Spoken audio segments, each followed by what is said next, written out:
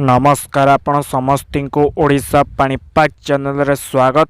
गरम ताती भितर राज्य को प्रबल वर्षा बिजुली घड़घड़ी पवन आसूची।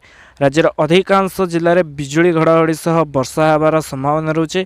प्राय 10 रु 15 दिन पर्यंत अधिकांश जिले में बिजुली घड़घड़ी वर्षा, किसी स्थान में कुआपथर एवं वर्षा समय पवन बेग अधिक रही संभावना रोचे। जार प्रभाव जो खरा रोचे वर्तमान ग्रीष्मर प्रभाव रोचे राज्यर किसी अंचल में से आश्वस्ति मिल बिजुली घड़घड़ी सह वर्षा हे अधिक दिन हबार संभावना रोचे।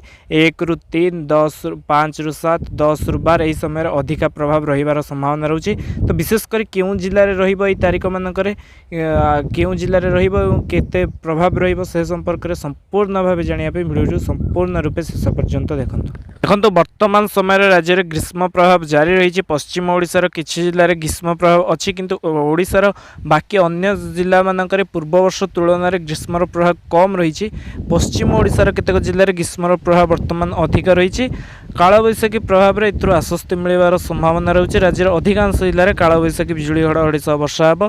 विशेषकर 1 रु 3 तारीख मध्य जदि देखा कलाहांडी, रायगड़ा, कंधमाल, गंजाम, नयागढ़, नवरंगपुर, केन्दुझर, मयूरभंज, बालेश्वर, भद्रक, किछिटा संबलपुर, सोनपुर, बलांगीर, बौद्ध, अनुगुल, खुर्दा, पुरी, कटक ये सब जिला मानक अपराह्न समय बिजुली घड़घड़ी सह वर्षा पवन हबार संभावना रोचे। विशेषकर अपराह्न समय किंतु 29-30 तारीख में हबार संभावना रही।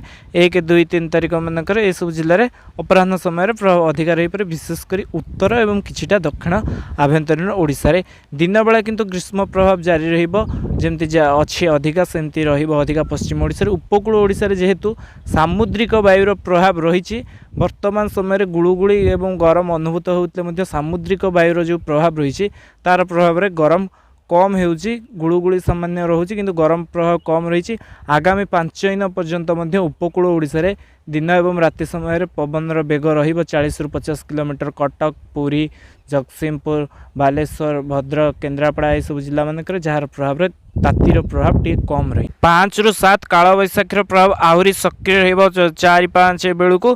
तेणु वर्तमान जो 1 रु 3 तारीख 4 तारीख पर्यंत हम अल्प जिले में हबार संभावना रोचे एवं प्रभाव टी कम रही। अधिकांश जिले में हेले प्रभाव टी कम रही अपराह्न समय हम किंतु 4 रु 6-7 तारीख बेलू मेघुआ पावसा को बिजुली घड़घड़ी सह वर्षा एवं प्रभाव अधिक रही। अधिकांश जिले में हम दक्षिण उपकूल पश्चिम उत्तर राज्यर समस्त जिला मानक हबार संभावना रही। गंजाम, गजपति, नयागढ़, पुरी, खोर्धा, कटक, जगतसिंहपुर, केन्द्रापड़ा, भद्रक, बालेश्वर, मयूरभंज, केन्दुझर, सुंदरगढ़, संबलपुर, देवगढ़, अनुगुल, ढेंकानाल ये सब जिला मानक समस्त जिला मानक प्रभाव रही संभावना रही। 4-5 रु 7-8 पर्यंत जो कालबैशाखीर प्रभाव रही बिजुली घड़घड़ी सह वर्षा हे। कुआपथर से समय किसी स्थान में हबार संभावना रोचे। ता छड़ा 11-12 तारीख पर पुणी कालबैशाखीर प्रभाव रही। तेणु मे मासरे जेहेतु जना पड़ुछि कालबैशाखी सह बिजुली घड़घड़ी सह वर्षार प्रभाव रही। तेणु मे प्रथम एवं द्वितीय सप्ताह राज्य में तातीर प्रभाव कम रही। पश्चिम ओडिशा रे किंतु तातीर प्रभाव रहिला भलिया लागुछि अधिका। बाकी समस्त जिले राज्यर तातीर प्रभाव कम रही। कालबैशाखी वर्षा द्वारा आश्वस्ति मिल। आगामी दिन में पाणीपागर खबर जानापी आपण मैंने जोड़ी रुहतु।